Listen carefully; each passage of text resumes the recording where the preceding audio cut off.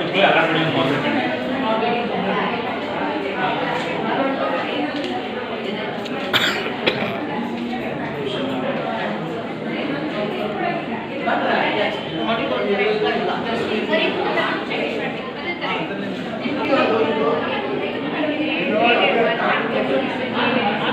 ಮಹಿಳೆಯರಿಗೆ breast cancer screening ಮತ್ತು cervical cancer screening facilities ನಮ್ಮ ಕ್ಯಾಂಪಲ್ಲಿ. ಎಷ್ಟು ಆಸ್ಪತ್ರೆಗಳ ಒಂದು ಸಹಯೋಗ ತಮ್ಮ ಒಂದು ಈ ಕ್ಯಾಂಪ್ಗೆ ಇದೆ ಸರ್? ಯಾವ್ಯಾವ ಆಸ್ಪತ್ರೆ?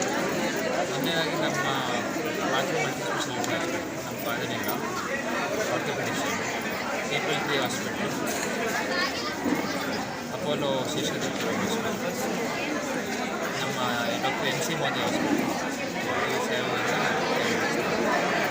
ತಾವು ಈಗ ನಡೀತಾ ಇರೋಂಥ ಕ್ಯಾಂಪಲ್ಲಿ ಈಗ ಅಡ್ವಾನ್ಸ್ ಟೆಕ್ನಾಲಜಿ ಏನೇನು ಬಂದಿದೆ ಟೆಸ್ಟ್ ಮಾಡಲಿಕ್ಕೆ ಆ ಥರದ್ದೆಲ್ಲ ತಮ್ಮ ಒಂದು ಸಹಯೋಗದಲ್ಲಿ ಆಯೋಜನೆ ಮಾಡಿದ್ದಾರೇನೋ? ನಮ್ಮ ಜಯರಮಣ್ಣ ಹೇಳ್ದಂಗೆ ಕನ್ಸರ್ವೇಟಿವ್ ECGಗಿಂತ ಬರೀ 2 ಫಿಂಗರ್ ಮತ್ತು ಕೋರ್ನ ಟಚ್ ಮಾಡ್ಕೊಂಡು ECG ರೆಕಾರ್ಡ್ ಆಗ್ತಾಯಿದೆ. ಅದು ಮಾಡ್ತಿರೋದ್ರಿಂದ ನಮಗೆ ನಾರ್ಮಲ್ ECG ಒಂದು 2 ಇಂದ 3 ನಿಮಿಷ ಮೆಷರ್ಮೆಂಟಿಗೆ ಟೈಮ್ ಆದರೆ ಈ ECG 1 ನಿಮಿಷಕ್ಕೆ ಮುಗಿಸ್ಬೋದು ನಾವು. ಓಕೆ, ಸೊ ಇದೊಂದು ಮುಗಿದ ಮೇಲೆ ಫರ್ದರ್ ಟ್ರೀಟ್ಮೆಂಟ್ಗೆಲ್ಲ ಇದೆ. ECGಯಲ್ಲಿ ಏನಾದರೂ ಏರುಪೇರು ಕಾಣಿಸಿದ್ರೆ ಕಾರ್ಡಿಯಾಲಜಿಸ್ಟ್ಗೆ ರೆಫರ್ ಮಾಡಿ ನಾವು ಹೇಳ್ತೀವಿ. ನ್ಯೂರಾಲಜಿ ಇದೆ. ಡರ್ಮೆಟಾಲಜಿಗೆ ನಾವು ಪ್ರತಿಯೊಂದು ಸ್ಟಿರಾಯ್ಡ್ ಕ್ರೀಮ್ಗಳು, ಆ್ಯಂಟಿಫಂಗಲ್, ಮಾಯ್ಶ್ಚರೈಸರ್ ಪ್ರತಿಯೊಂದು ನಾವು ಫ್ರೀಯಾಗಿ ಕೊಡ್ತೀವಿ. ಅಲ್ಲಿ ಎಕ್ಸ್ಕ್ಲೂಸಿವ್ ಆಗಿ ಒಂದು ಫಾರ್ಮಸಿ ಸೆಟಪ್ ಮಾಡಿದ್ದೀವಿ ಆಚೆ. ಪ್ರತಿ ರೀತಿ ಮೆಡಿಕೇಷನ್, ಆರ್ಥೋಪೆಡಿಕ್ಸ್ ಆಗಲಿ, BP, ಶುಗರಿಗೆ, ನ್ಯೂರಾಲಜಿಗೆ ಪ್ರತಿ ರೀತಿ ಮೆಡಿಕೇಷನ್ ನಾವು ಪ್ರೊವೈಡ್ ಮಾಡ್ತೀವಿ. ಎಲ್ಲ ಉಚಿತ. ತಾವೊಬ್ಬರು ವೈದ್ಯರಾಗಿ ಈಗ 70 ಏಜ್ ಆದವ್ರಿಗೆ ಕೇಂದ್ರ ಸರ್ಕಾರ ಕೊಡ್ತಾ ಇರ್ತಕ್ಕಂಥ ಕಾರ್ಡ್ನ ಯುಟಿಲೈಸ್ ಮಾಡ್ಕೊಬೋದು ಸರ್? ಏನು ಮೆಸೇಜ್ ಕೊಡ್ತಾರೆ? 70 ವರ್ಷ ಆಗಿರೋರಿಗೆ ಕಾರ್ಡ್ ಇಶ್ಯೂ ಮಾಡ್ತಾ ಇದ್ದಾರೆ, ಅದನ್ನು ಯುಟಿಲೈಸ್ ಮಾಡ್ಕೊಳಕ್ಕೆ ಸೀನಿಯರ್ ಸಿಟಿಜನ್ಸ್ಗೆ ತಮ್ಮ ಕಡೆಯಿಂದ ಮೆಸೇಜ್? ಪ್ರತಿಯೊಂದು ವ್ಯವಸ್ಥೆ ಈಗ ರಿಜಿಸ್ಟ್ರೇಷನ್ ಪರ್ಪಸ್ಗೆ ಮಾಡಿದ್ದೀವಿ. ಶಾಸಕರ ಕಚೇರಿಯಲ್ಲಿ ಅಥವಾ ನಮ್ಮ ಗೃಹ ಕಚೇರಿಯಲ್ಲಿ ಇಲ್ಲಿ ಆಗಲೇ ಇಲ್ಲಿ ಈ ಕ್ಯಾಂಪಲ್ಲಿ 100ಕ್ಕಿಂತ ಹೆಚ್ಚು ಜನ ರಿಜಿಸ್ಟ್ರೇಷನ್ ಮಾಡ್ಕೊಂಡಿದ್ದಾರೆ ಆಯುಷ್ಮಾನ್ ಭಾರತ್ ಕಾರ್ಡಿಗೆ. ಮತ್ತು ಬರೀ ಗೌರ್ಮೆಂಟ್ ಆಸ್ಪತ್ರೆಗಳಿಲ್ಲ, ಅದರಲ್ಲಿ ಅಂದರೆ ಪ್ರೈವೇಟ್ ಹಾಸ್ಪಿಟಲ್ಗಳು, ಮೆಡಿಕಲ್ ಕಾಲೇಜ್ ಹಾಸ್ಪಿಟಲ್ಗಳು, ಸೂಪರ್ ಸ್ಪೆಷಾಲಿಟಿ ಹಾಸ್ಪಿಟಲ್ಗಳು, ಪ್ರತಿಯೊಂದು ಡಿಪಾರ್ಟ್ಮೆಂಟು ಇನ್ಕ್ಲೂಡ್ ಆಗಿರುತ್ತೆ. ಬೀಟ್ ಕಾರ್ಡಿಯಾಲಜಿ ಆಗಲಿ, ಸರ್ಜರಿ ಆಗಲಿ, OBG ಆಗಲಿ, ಪ್ರತಿಯೊಂದು ಡಿಪಾರ್ಟ್ಮೆಂಟ್ ಇನ್ಕ್ಲೂಡ್ ಆಗಿದೆ. ಗೌರ್ಮೆಂಟ್ ಸ್ಕೀಮ್ ಅಂತ ಅನ್ಸಿದ್ರೆ ಕೆಲವರು ಬರೀ ಗೌರ್ಮೆಂಟ್ ಹಾಸ್ಪಿಟಲ್ ಮಾತ್ರ ಇರ್ತಾರೆ. ಇದು ಆ ಥರ ಇಲ್ಲ. ಪ್ರೈವೇಟ್ ಹಾಸ್ಪಿಟಲ್ಗಳು, ಸೂಪರ್ ಸ್ಪೆಷಾಲಿಟಿ ಹಾಸ್ಪಿಟಲ್ಗಳು ಇನ್ಕ್ಲೂಡ್ ಆಗಿದೆ. Thank you.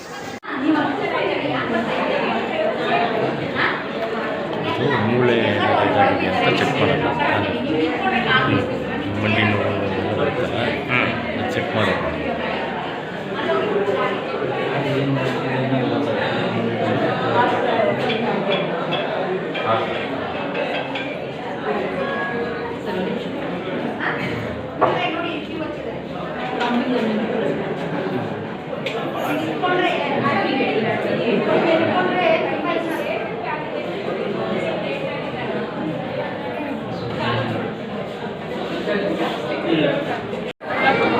ಜಯರಮಣ್ಣ ಹೇಳಿದಂಗೆ 15 ವರ್ಷದಿಂದ ಮೆಡಿಕಲ್ ಕ್ಯಾಂಪ್ ಆರ್ಗನೈಸ್ ಮಾಡ್ತಾ ಇದ್ದೀವಿ.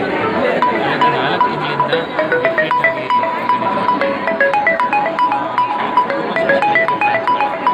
ಆರ್ಥೋಪೆಡಿಕ್ಸು, ಡರ್ಮೆಟಾಲಜಿ, ಈ ಕ್ಯಾಂಪಿಂದ ಹೊಸ ಎಡಿಷನ್ ನ್ಯೂರಾಲಜಿ ಆಡ್ತಿದ್ದೀವಿ. ECG, ಕಣ್ಣಿನ ಪರೀಕ್ಷೆ ಉಚಿತವಾಗಿ ಸ್ಪೆಕ್ಟೇಕಲ್ ಮಾಡ್ತಿದ್ದೀವಿ. 30 ಇಂದ 40 ಜನಕ್ಕೆ ಕ್ಯಾಟ್ರಾಕ್ಟ್ ಆಪರೇಷನ್, ಬ್ಲಡ್ ಪ್ರೆಷರ್,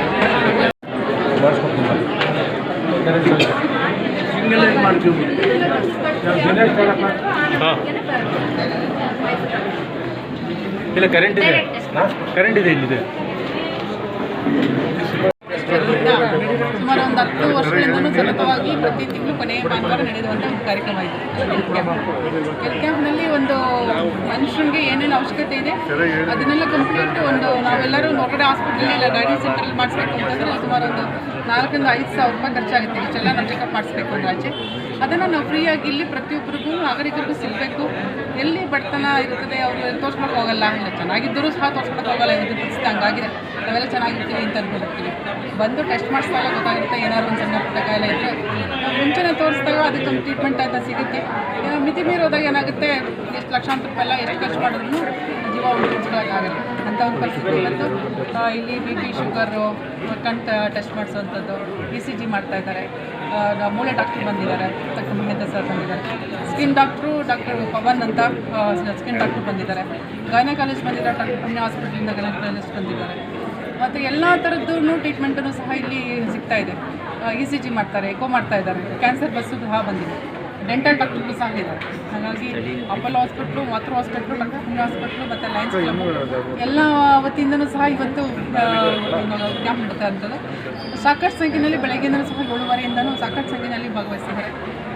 ಜನರು ಬರ್ತಾ ಇದ್ದಾರೆ. ನಮ್ಮ ಮುಖಂಡರೆಲ್ಲ ಇವತ್ತು ನನ್ನದೇ ಒಂದು ಡಿಪಾರ್ಟ್ಮೆಂಟ್ ವಹಿಸ್ಕೊಂಡು ಮುಗಿಯುವಂಥ ಅಷ್ಟು ಹೊತ್ತು ನಮ್ಮ ಮುಖಂಡರು ಕೆಲಸ ಮಾಡ್ತಾರೆ. ವಾಲಂಟಿಯರಾಗಿ ಸರ್ವಿಸ್ ಕೊಡ್ತಾರೆ. ನಂತರ ಏನೋ ಒಂದು ಆತ್ಮತೃಪ್ತಿ, ನಮ್ಮದು ಒಂದು ಸೇವೆ ಅನ್ನೋ ನಿಟ್ಟಿನಲ್ಲಿ ಎಲ್ಲರೂ ಮಾಡ್ತಾ ಇರೋವಂಥದ್ದು. ಹಾಗಾಗಿ ಬಹಳ ಖುಷಿ ಆಯ್ತದೆ. ನಮ್ಮ ಮಹಾಲಕ್ಷ್ಮಿ ಟ್ರಸ್ಟು, ಎಜುಕೇಷನ್ ಟ್ರಸ್ಟು ಪ್ರತಿ ತಿಂಗಳು ಕೊನೆಯ ಭಾನುವಾರ ನಡೆಯುವಂಥ ಒಂದು ಕಾರ್ಯಕ್ರಮ ಇದೆ. ಭಾಳ ಯಶಸ್ವಿಯಾಗಿ ನಡೀತಾ ಇದೆ. ಇದು ಯಾವಾಗಲೂ ಮುಂದುವರ್ಕೊಂಡು ಹೋಗ್ತದೆ. ನನ್ನ ಮಕ್ಕಳು ಸಹ ಇದರಲ್ಲಿ ಡಾಕ್ಟರ್ ಮಂಜುನಾಥ್ ಗೌಡ ಮತ್ತು ಡಾಕ್ಟರ್ ಸಂಜಯ್ ಗೌಡ ಇಬ್ಬರೂ ಸಹ ಕ್ಯಾಂಪನ್ನು ತನ್ನದೇ ಆದ ಒಂದು ರೀತಿಯಲ್ಲಿ ಇವತ್ತಿನ ಕಾಲಕ್ಕೆ ಇವತ್ತಿನ ಟೆಕ್ನಾಲಜಿಗೆ ಏನೆಲ್ಲ ಬೇಕೋ ಆ ನಿಟ್ಟಿನಲ್ಲಿ ಭಾಗವಹಿಸ್ತಾ ಕಾರ್ಯಕ್ರಮ ರೂಪಿಸ್ತಾ ಇದ್ದಾರೆ. ಬಂದರಂತರ ಎಲ್ಲರಿಗೂ ಒಳ್ಳೆಯದಾಗಲಿ ಅಂತ ಪ್ರಾರ್ಥನೆ. ಹಾಗೆ 70 ವರ್ಷ ದಾಟಿದವ್ರಿಗೆ ಕೇಂದ್ರ ಸರ್ಕಾರದಿಂದ ಒಂದು ಹೊಸ ಕಾರ್ಡ್ನ, ಆರೋಗ್ಯ ಕಾರ್ಡ್ನ ಕೊಡ್ತಾ ಇದ್ದಾರೆ, ಆಯುಷ್ಮಾನ್ ಭಾರತ್ ಅಂತ ನಮ್ಮ ಕೇಂದ್ರ ಸರ್ಕಾರದ ನಮ್ಮ ನೆಚ್ಚಿನ ಪ್ರಧಾನಮಂತ್ರಿಗಳು ಮೋದಿಜಿಯವರ ಸಾರಥ್ಯದಲ್ಲಿ ಇವತ್ತು 70 ವರ್ಷ ಮೇಲ್ಪಟ್ಟ ಗಂಡು ಮಕ್ಕಳಿಗೆ ಹೆಣ್ಮಕ್ಳಿಗೆ ಇಬ್ಬರಿಗೂ ಒಂದು ಆಯುಷ್ಮಾನ್ ಭಾರತ್ ಒಂದು ಕಾರ್ಡನ್ನು ಮಾಡ್ತಾ ಇರೋವಂಥದ್ದು. ಈಗಾಗಲೇ ಕಳೆದ ಸುಮಾರು ಒಂದು 10 ವರ್ಷದಿಂದ ಸಹ ಕಾರ್ಡ್ ಇತ್ತು, ಅದು ಇನ್ಸೂರೆನ್ಸ್ ಕಾರ್ಡ್ ಇತ್ತು. BPL ಕಾರ್ಡ್ ಅವ್ರಿಗೆ APL ಕಾರ್ಡ್ ಅವ್ರಿಗೆ ಇರ್ತಿತ್ತು. ಅದ್ರ ಜೊತೆಗೆ ಇವತ್ತು 5 ಲಕ್ಷವರೆಗೂ ಸಹ ಒಂದು ಹಾಸ್ಪಿಟಲ್ ಒಳ್ಳೊಳ್ಳೆ ಹಾಸ್ಪಿಟಲ್ಗಳನ್ನೇ ಇವತ್ತು ಒಂದು ಹೆಲ್ತ್ ಇಶ್ಯೂಸ್ ಇದ್ದು ಬಂದಾಗ 70 ವರ್ಷ ಮೇಲ್ಪಟ್ಟವ್ರಿಗೆ ಸ್ವಲ್ಪ ಏನಾಗುತ್ತೆ, ಮಕ್ಕಳು ಅವರ ಸಂಸಾರದಲ್ಲಿ ಬಿಸಿ ಇರ್ತಾರೆ, ಎಲ್ಲೋ ಒಂದು ಕಡೆ ಕಷ್ಟ ಇರ್ತದೆ, ಅವಾಗ ತಂದೆ ತಾಯಿ ನೋಡ್ಕೊಳ್ಳೋಕ್ಕಾಗದಂಥ ಪರಿಸ್ಥಿತಿ ಇರ್ತದೆ. ಒಂದು ಒಳ್ಳೆ ಯೋಜನೆ ಇವತ್ತು ನಮ್ಮ ಮಹಾಲಕ್ಷ್ಮಿ ವಿಧಾನಸಭಾ ಕ್ಷೇತ್ರದ 7 ವಾರ್ಡ್ನಲ್ಲೂ ಸಹ ಒಂದೊಂದು ವಾರ್ಡ್ನಲ್ಲಿ 3 ಇಂದ 4 ಕಡೆ ಆಫೀಸನ್ನು ತೆಗೆದು ಸಾಕಷ್ಟು ಜನಕ್ಕೆ ಇವತ್ತು ಅದನ್ನು ಆಯುಷ್ಮಾನ್ ಕಾರ್ಡನ್ನು ಮಾಡಿಸ್ತಾರಂಥದ್ದು. ಸಾಕಷ್ಟು ಸಂಖ್ಯೆಯಲ್ಲಿ ಇವತ್ತು ಸಹ ನಾವು ಹೆಲ್ತ್ ಕ್ಯಾಂಪ್ನಲ್ಲೂ ಆಯುಷ್ಮಾನ್ ಭಾರತ್ ಕಾರ್ಡನ್ನು ಮಾಡಿಸ್ತಾ ಇದ್ವಿ. ಒಂದು ಲೈನೇ ಕೂತಿದೆ ಸಾಕಷ್ಟು ಸಂಖ್ಯೆಯಲ್ಲಿ, ಅದನ್ನು ಸಹ ಇವತ್ತು ಕಾರ್ಯಕ್ರಮ ಮಾಡ್ತಾ ಇದ್ದೀವಿ. ಅರ್ಹ ಫಲಾನುಭವಿಗಳಿಗೆ ನೀಡಿರ್ತಕ್ಕಂಥ ರೇಷನ್ ಕಾರ್ಡ್ನ, BPL ಕಾರ್ಡ್ನ ರಾಜ್ಯ ಸರ್ಕಾರ ವಜಾ ಮಾಡಿದೆ ಅನ್ನೋ ಒಂದು ಆರೋಪ ಬಂದಿದೆ. ಈಗಾಗಲೇ ಕಳೆದ 3 ದಿನದಲ್ಲೂ ಆರ್ ಅಶೋಕ್ ಅವರು ಮತ್ತು ಅಶ್ವಥ್ ನಾರಾಯಣ್ ಅವರು ನಮ್ಮ ಕ್ಷೇತ್ರದ ಶಾಸಕರು ಅದನ್ನು ನಂದಿರ್ ಲೇಔಟ್ ಮತ್ತು ನಮ್ಮ ಋಷಭಾವತಿ ನಗರ ವಾರ್ಡ್ನಲ್ಲಿ ಸಾಕಷ್ಟು ಸಂಖ್ಯೆಯಲ್ಲಿ ಬಡತನ ರೀತಿಯಿಂದ ಕಡಿಮೆ ಇರುವಂಥ ಒಂದು ಕುಟುಂಬಕ್ಕೆ ರೇಷನ್ ಕಾರ್ಡ್ನ ಕ್ಯಾನ್ಸಲ್ ಮಾಡ್ರು, ಅದ್ರ BPL ಕಾರ್ಡ್ನ ಕ್ಯಾನ್ಸಲ್ ಮಾಡಿರುವಂಥದ್ದು. ಅವ್ರು ಜೀವನ ಸಾಕೋದೇ ಕಷ್ಟ, ಒಂದು ಹಸು ಇಟ್ಕೊಂಡು ಜೀವನ ಮಾಡ್ತಾ ಇದ್ದಾರೆ ಅವರು.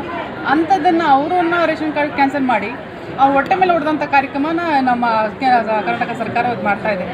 ಯಾಕಂದರೆ ಎಲ್ಲೋ ಒಂದು ಕಡೆ ಫ್ರೀ ಯೋಜನೆ ಕೊಟ್ಕೊಂಡು ಈ ರೀತಿ ತಲೆ ಮೇಲೆ ಹೊಡೆದ್ರೆ ಏನು ಪ್ರಯೋಜನ ಬರುತ್ತೆ? ಈಗ ಸಾಕಷ್ಟು ಸಂಖ್ಯೆ ಹೆಣ್ಮಕ್ಳು ಅದೇ ಹೇಳ್ತಾರೆ, ನಮಗೆ ಫ್ರೀ ಯೋಜನೆ ಬೇಡ, ಈ ಫ್ರೀ ಯೋಜನೆ ಕೊಡ್ತೀವಿ, ಕೊಡಿ ಅಂತ ಯಾರು ಕೇಳಿದ್ರು ಅಂತಲೇ ಹೇಳ್ತಾ ಇದ್ದಾರೆ. ಹಾಗಾಗಿ ಏನು BPL ಕಾರ್ಡನ್ನು ಕ್ಯಾನ್ಸಲ್ ಮಾಡಿದ್ದಾರೆ, ಅದು ಅರ್ಹ ಫಲಾನುಭವಿಗಳಿಗೆ ಸಿಗಬೇಕು. ಅದೊಂದು ಕಾರ್ಯಕ್ರಮನ ಅವರು ರೂಪಿಸಲಿಕ್ಕೆ ಒಂದು ತಯಾರಿ ಮಾಡಬೇಕು ಅಂತ ನಾನು ಹೇಳಿದ್ದೆ. Thank you. ವಿಧಾನಸಭಾ ಕ್ಷೇತ್ರದಲ್ಲಿ ವಿಶೇಷವಾಗಿ ನಂದಿನಿ ಬಡಾವಣೆಯಲ್ಲಿ ಭಾಳ ಬಡತನ ಜನ ಜಾಸ್ತಿ ಇದ್ದಾರೆ.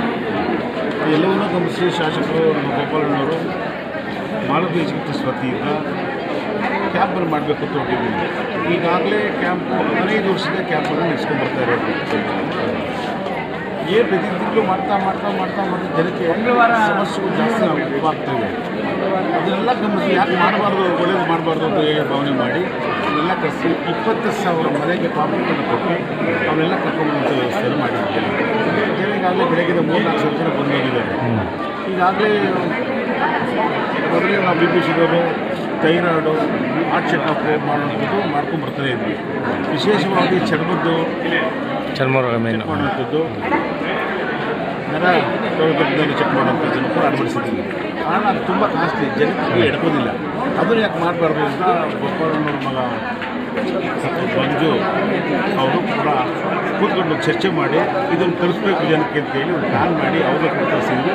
ಜನ ಅವರು ನೋಡಿ ಭಾಳ ಖುಷಿಯಾಗಿದೆ. ಇವತ್ತು ಇವೆಲ್ಲ ಸಿಕ್ಕಿದೆ, ನಮಗೆ ಪುಣ್ಯ ಮಾಡಿದ್ವಿ, ನಮಗೆ ಶಾಸ್ತ್ರ ಸಿಕ್ಕಿದ್ದು ಅಂತ.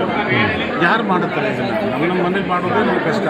ಅಥವಾ ಹಣ ಇದೆ, ಕಾರಿದೆ, ಕರ್ಕೊಂಡೋಗಿ ತೋರಿಸೋದಿಲ್ಲ ಅವ್ರನ್ನ ಹಾಸ್ಪಿಟ್ಲಿಗೆ. ಅವ್ರ ಮನೆ ಮಕ್ಕಳಾಗಿ ನಾವೆಲ್ಲರೂ ಕೆಲಸವನ್ನು ಮಾಡಬೇಕು ಅಂತ ಮಾಡಿ ಈ ಕೆಲಸವನ್ನು ಮಾಡಿಕೊಟ್ಟಿದ್ದೀವಿ. ಭಾಳಷ್ಟು ಜನ ಈಗಾಗಲೇ ಬಂದು ಹೋಗಿದ್ದಾರೆ. ಕರ್ನಾಟಕ ಈಗಾಗಲೇ 32 ಜನ ಕರ್ನಾಟಕ ಬೇಕು ಓದ್ಕೊಂಡಿದ್ದೀವಿ. ಡಾಕ್ಟರ್ ಬರ್ಕೊಟ್ರೆ ಕೋರ್ಸ್ ಕೊಡ್ತೀವಿ ಮಾಡಿದ್ವಿ. ಈಗ ಬೆರಳಂಚಿನಲ್ಲಿ ಹಾರ್ಟ್ ಚೆಕಪ್ ಮಾಡೋಂಥ ಹೊಸ ಬಂದಿದೆ ಟೆಕ್ನಾಲಜಿ, ಅದನ್ನು ಕೂಡ ಅಳವಡಿಸಿದ್ದೀವಿ. ಬೆರಳಂಚಿ 3 ಬೆರಳು ಇಟ್ಕೊಂಡ್ರೆ ಹಾರ್ಟ್ ಬೀಟ್ ಎಷ್ಟಿದೆ ಗೊತ್ತಾಗ್ತದೆ. 90 ಡೇಸ್ ಒಳಗಡೆ ಆಗಿದ್ದಿದೆ ಹಾರ್ಟ್ ಫೇಲ್ ಆಗಿದ್ದರೆ ಅದು ಮುನ್ಸೂಚಿ ತೋರಿಸುತ್ತೆ. ಒಳ್ಳೆ ಹಾಸ್ಪಿಟಲ್ ಕಳಿಸ್ಬೋದು ಅಂತ ಅದನ್ನು ಕೂಡ ಸರಿ ಈಗ 3 ಕ್ಯಾಂಪ್ ಅಳವಡಿಸ್ತೀವಿ. ಸರ್, ಹಾಗೆ 70 ಇಯರ್ಸ್ ಆದವ್ರಿಗೆ ಒಂದು ಆಯುಷ್ಮಾನ್ ಕಾರ್ಡ್ ಅಂತ ಕೇಂದ್ರ ಸರ್ಕಾರದಿಂದ ಒಂದು ವಿತರಣೆ ಮಾಡಲಿಕ್ಕೆ ರಿಜಿಸ್ಟ್ರೇಷನ್ ಕೂಡ ನಡೆಯುತ್ತೆ. ಈಗಾಗಲೇ ಮೋದಿಜಿಯವರು 70 ವರ್ಷ ಆದವರಿಗೆ 5 ಲಕ್ಷ ರೂಪಾಯಿನ ಆರೋಗ್ಯ ಖರ್ಚು ಮಾಡಿದ್ದಾರೆ. ಅದನ್ನು ಕೂಡ ಅಳವಡಿಸಿದ್ದೇನೆ. ಅದು ಸಪ್ರೇಟ್ ಟೇಬಲ್ ಹಾಕಿ ನಮ್ಮ ಕಾರ್ಯಕರ್ತರು ಕೂಡ ಕೂರಿಸಿ 70 ವರ್ಷ ಆದರೂ ಆಧಾರ್ ಕಾರ್ಡ್ ಸಬ್ಮಿಟ್ ಮಾಡ್ತಾಯಿದ್ದೀವಿ. ಅದು ಏನಾಗುತ್ತಪ್ಪ ಅಂದರೆ ಇನ್ನೂ ಮಕ್ಕಳು ನೋಡ್ಕೊಳ್ತಾರೆ, ನೋಡ್ಕೊಳ್ಳೋದು ಎರಡೂ ಸಮಾಜದಲ್ಲಿ ನೋಡಿರ್ತಾರೆ. 5 ಲಕ್ಷ ರೂಪಾಯಿ ನನಗೆ ಬರುತ್ತೆ ಅಂದರೆ ನಿಮ್ಮದೇ ನಿದ್ರೆ ಮಾಡ್ತಾರೆ. ಮೋದಿ ಭಾಳ ಒಂದು ಕೆಲಸವನ್ನು ಮಾಡಿದ್ದಾರೆ. ಹಾಗೇ TB ಕಾಯಿಲೆ ಒಂದು ಇತ್ತು. TB ಕಾಯಿಲೆ ಅನ್ನೋದು ಭಾಳ ಹಿಂದೆಯಿಂದ ಇತ್ತು. ಅದು ಬಂದರೆ ತಕ್ಷಣ ಮನೆಯಿಂದ ಆಚೆ ಮಾಡಿಬಿಡ್ತಾರೆ ಕುಟುಂಬ, ಮನೆಗೆ ಅಡ್ಕೊಬಿಡುತ್ತೆ ಅಂತ. 2025ಕ್ಕೆ ಸಂಪೂರ್ಣವಾಗಿ ಇಡೀ ದೇಶದಲ್ಲೂ ಮುಕ್ತ ಆಗಬೇಕು ಅಂತೇಳಿ ಮೋದಿಜಿಯವರು ಆಗ್ತಾಯಿದ್ರು. ಅದನ್ನು ಗೋಪಾಲನ ಭಾಳ ಚೆನ್ನಾಗಿ ಅಳವಡಿಸ್ಕೊಂಡ್ರು. ಇಡೀ ಪ್ರತಿ ತಿಂಗಳು MLA ಆಫೀಸಲ್ಲಿ ನಮ್ಮಲ್ಲಿ 360 ಜನ ವಾಸಿಯಾಗಿದ್ದಾರೆ. ಇವಾಗ ಒಂದು 70 ಜನ ಇದೆ. ಪ್ರತಿ ತಿಂಗಳು ಮೆಡಿಸಿನ್ ಕೊಡುವಂಥದ್ದು. ಅವ್ರಿಗೆ ಶಕ್ತಿ ಇರೋದಿಲ್ಲ, ವೇಟ್ ಕಮ್ಮಿ ಆಗ್ತಾ ಇರ್ತಾರೆ. ಅವ್ರಿಗೆ ಏನು ಬೇಕು ಮಟ್ಟೆ ಕೊಡೋದು.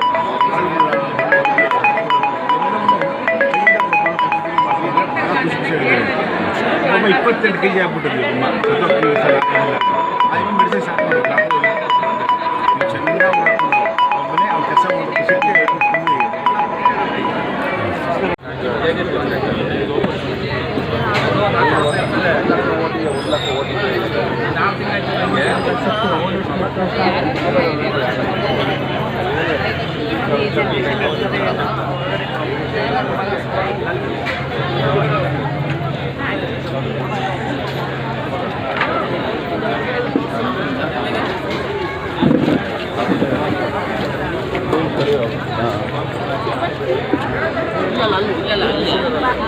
ನಮಸ್ಕಾರ.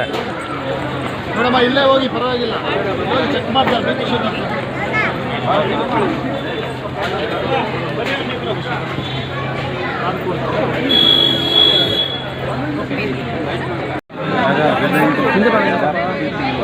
ಚುನಾವಣೆ ಆದಾಗ ಮುಗಿಸ್ತಕ್ಕಂಥ ಪ್ರತಿ ತಿಂಗಳು ಸುಮಾರು 10,000 ಜನಕ್ಕಿಂತ ಹೆಚ್ಚಿನ ಜನಕ್ಕೆ ನೇತ್ರ ಚಿಕಿತ್ಸೆ, 45,000 ಹಾರ್ಟ್ ಚೆಕಪ್, BP ಶುಗರ್ಗಳಿಗೆ ಒಂದೊಂದು ತಿಂಗಳಿಗಾಗುವಂಥ ಟ್ಯಾಬ್ಲೆಟ್ಟು. ಅದಾದ ನಂತರ ನಮ್ಮ ಕ್ಲಿನಿಕಲ್ಲೇ ತಗೊಬೇಕು. ಕ್ಯಾನ್ಸರ್ ಚೆಕಪ್, ವಿಶೇಷವಾಗಿ ಲೇಡೀಸ್ಗೆ ಕ್ಯಾನ್ಸರ್ ಚೆಕಪ್ ಮಾಡ್ತಕ್ಕಂಥದ್ದು, ಥೈರಾಯ್ಡ್ ಚೆಕಪ್ ಮಾಡ್ತಕ್ಕಂಥದ್ದು, ECG ಮಾಡ್ತಕ್ಕಂಥ ಅದು ಪ್ರತಿ ಮಂಗಳವಾರ ನಡೆಯುತ್ತೆ. ಪ್ರತಿ ಮಂಗಳವಾರ ನನ್ನ ಕ್ಷೇತ್ರದ ಒಂದೊಂದು ವಾರ ನಡೆಯುತ್ತೆ. ಈ ಜನರಲ್ ಕ್ಯಾಂಪ್ಗಳು ಪ್ರತಿ ತಿಂಗಳು ಕೊನೆ ಭಾನುವಾರ ನಡೆಯುತ್ತೆ. ಮುಂದಿನ ತಿಂಗಳು ಡಿಸೆಂಬರ್ ಇರೋದ್ರಿಂದ 2ನೇ ವಾರದಲ್ಲಿ ಈ ಕ್ಯಾಂಪ್ನ ಸುಮಾರು 1,500-2,000 ಜನ ಬರ್ತಾರೆ, ಚೆಕಪ್ ಮಾಡಿಸ್ತಾರೆ, ರಿಜಿಸ್ಟ್ರೇಷನ್ ಮಾಡ್ತಾರೆ. ಮೂಳೆ ಸಮಸ್ಯೆ ಇರ್ಬೋದು, ECG ಇರ್ಬೋದು, ಕ್ಯಾನ್ಸರ್ ಇರ್ಬೋದು, ಕಣ್ಣಿನ ತಪಾಸಣೆ, ಯಾರು ಆಪರೇಷನ್ ಆಗಬೇಕು, ಆಪರೇಷನ್ನು ಕನ್ನಡಕ ಮಾಡಬೇಕು, ಆಪರೇಷನ್ನು ನಾವೇ ಮಾಡಿ ಅವ್ರ ಮನೆಗೆ ಇವತ್ತು ಕರ್ಕೊಂಡು ಹೋಗ್ತೀವಿ. ನಾಳೆ ಆಪರೇಷನ್ ಆಗಿ ಅಲ್ಲಿ ಮಡಿಕೊಂಡು ತಿರ್ಗಿ ಮಂಗಳವಾರ ಬೆಳಿಗ್ಗೆ ಇಲ್ಲೇ ಕರ್ಕೊಂಡ್ಬಂದು ಅವ್ರ ಮನೆಗೆ ಕಳಿಸ್ತಕ್ಕಂಥ ಕೆಲಸ. ಸರ್, ಕ್ಯಾಮ್ರಾ ನೋಡಿ. ಇದೆಲ್ಲ ಕಾರ್ಯಕ್ರಮ ಕ್ಷೇತ್ರಗಳು ಚುನಾವಣೆ ಬಂದಾಗ ಚುನಾವಣೆ ಸಿದ್ಧತೆಗೆ ಇದೆಲ್ಲ ಮಾಡ್ತೀವಿ. ಏನು ಉದ್ದೇಶ ಇದೆ ಈ ಥರ ಪ್ಲಾನ್? ಏನು ಬಡವರಿದ್ದಾರೆ, ಮಧ್ಯಮ ವರ್ಗದ ಕುಟುಂಬ, ಅವ್ರ ಕಾಯಿಲೆ ಇದ್ದು ಹಾಸ್ಪಿಟ್ಲಿಗೆ ಹೋಗೋದಿಲ್ಲ. ಬಟ್ ಇಂಥ ಕ್ಯಾಂಪಲ್ಲಿ ಕೊಳ್ಳಗಾಲದಿಂದ ಬಂದಿದ್ದಾರೆ. ಅವರ ಮಗಳ ಅಳಿಯನ ಇಲ್ಲಿರಬೇಕು, ಮಧುಗಿರಿಯಿಂದ ಬಂದಿದ್ದಾರೆ. ದೂರ ಊರಿಂದಲೂ ಬರ್ತಾರೆ. ತಮಿಳುನಾಡಿನ ನಮ್ಮ ಕ್ಷೇತ್ರದಲ್ಲಿ ಬರ್ತಾರೆ. ನನ್ನ ಕ್ಷೇತ್ರದ ಯಾರೇ ಬಂದು ಆರೋಗ್ಯ ತಪಾಸಣಾ ಇದರಲ್ಲಿ ಯಾರೇ ಬಂದು ಅವರಿಗೆ ಟ್ರೀಟ್ಮೆಂಟನ್ನು ಕೊಡ್ತಕ್ಕಂಥ ಕೆಲಸವನ್ನು ಮಾಡ್ತಾರೆ. ತಪಾಸಣೆ ಇದು ಚುನಾವಣೆಗೋಸ್ಕರ ಮಾಡ್ತಾ ಇರೋದು. ಇದೊಂದು ಸೇವೆ ಅಂತಕ್ಕಂಥದ್ದು ಮಾಡ್ತಾ ಇರೋದು. ಏನು ಪ್ರಧಾನಮಂತ್ರಿ ನರೇಂದ್ರ ಮೋದಿಜಿಯವರು ದೇಶದ ಜನತೆಗೆ ಏನು ಕರೆ ಕೊಟ್ಟಿದ್ದಾರೆ, ಈ ಟಿ ಬಿ ಪೇಷಂಟ್ಗಳಿಗೆ ಕಳೆದ 34 ತಿಂಗಳಿಂದ ಒಂದು ಕರೆ ಕೊಟ್ಟು ದೇಶದ ಎಲ್ಲ ಚುನಾಯಿತ ಪ್ರತಿನಿಧಿಗಳು, ಕಾರ್ಪೊರೇಟ್ ಸಂಸ್ಥೆಗಳು ಅನುಕೂಲವಾಗಿರ್ತಕ್ಕಂಥ ಕುಟುಂಬ ಅವರಿಗೆ ನ್ಯೂಟ್ರಿಷನ್ ಫುಡ್ ಕೊಡಬೇಕು ಅಂತಕ್ಕಂಥದ್ದೇ ಏನು ಮಾಡಿದ್ದಾರೆ. ಪ್ರತಿ ತಿಂಗಳು 1ನೇ ತಾರೀಕು ಒಂದು 140ರಿಂದ 160-70 ಜನಕ್ಕೆ ನ್ಯೂಟ್ರಿಷನ್ ಫುಡ್ಡನ್ನು ಕೊಡ್ತೇವೆ. 684 ಜನ ಕಾಯಿಲೆಯಿಂದ ಮುಕ್ತರಾಗಿದ್ದಾರೆ. ಪ್ರತಿ ತಿಂಗಳು 1ನೇ ತಾರೀಕು 9:45ರಿಂದ 10 ಗಂಟೆ ಒಳಗಡೆ ನನ್ನ ಶಾಸಕರ ಕಚೇರಿ ಮಹಾಲಕ್ಷ್ಮಿ ಲೋಕದಲ್ಲಿರ್ತಕ್ಕಂಥ ಕಚೇರಿ ಹತ್ರ ಆ ಕಾರ್ಯವನ್ನು ಮಾಡ್ಕೊಂಡ್ಬರ್ತಾರೆ. ಮತ್ತು ಡಯಾಲಿಸಿಸ್ ಸೆಂಟ್ರೂ ಅಷ್ಟೇ ಕಳೆದ 8 ವರ್ಷದಿಂದ ಡಯಾಲಿಸಿಸ್ ಸೆಂಟರ್ ಒಂದು 38-40 ಸಾವಿರ ನಂಬರ್ ಡಯಾಲಿಸಿಸ್ ಆಗಿದೆ. ಅಲ್ಲಿ ಬರ್ತಕ್ಕಂಥ ಎಲ್ಲ ಕಡುಬಡವರೇ ಅಲ್ಲಿ ಬರ್ತಕ್ಕಂಥದ್ದು. ಇದೆಲ್ಲ ಒಂದು ಸೇವೆ. ನಮ್ಮ ಮನುಷ್ಯನ ಜೀವನದಲ್ಲಿ ಹುಟ್ಟಿದ್ದೀವಿ, ಏನೆಲ್ಲ ಒಳ್ಳೇದು ಮಾಡೋದಕ್ಕೆ ಸಾಧ್ಯತೆ ಮಾಡ್ತಾಯಿದ್ದೀವಿ. ಹಾಸ್ಪಿಟಲ್ನಲ್ಲಿ ಏನಾದರೂ ಹಾಸ್ಪಿಟ್ಲಿಗೆ ಈಗ ಸರ್ಕಾರಿ ಹಾಸ್ಪಿಟ್ಲ್ಗಳು, ಹೆರಿಗೆ ಹಾಸ್ಪಿಟ್ಲ್ ಇದೆ. ಈಗ ನಾನು ಶಾಸಕನಾದಮೇಲೆ ನಮ್ಮ ಬಗ್ಗೆ ಡೆಪ್ಯೂಟಿ ಮೇಯರ್ ಆದಮೇಲೆ 15 ಮಾಡಿರ್ತಕ್ಕಂಥದ್ದು. ಒಂದು ವರ್ಷಕ್ಕೆ 900 ಮಕ್ಕಳಲ್ಲಿ ನವಜಾತ ಶಿಶುಗಳು ಈ ಕಾರ್ಪೊರೇಟ್ ಹಾಸ್ಪಿಟ್ಲ್ ಏನಿದೆ ಆ ಮಾದರಿಯಲ್ಲಿ ಹೆಚ್ಚು. ಏನಂದರೆ ಅಲ್ಲಿ ಸೂಕ್ತವಾದ ವೈದ್ಯಕೀಯ ಸಿಬ್ಬಂದಿಯನ್ನು ಕೊಡಬೇಕು, ಲೈಟರು ಕೊಡಬೇಕು.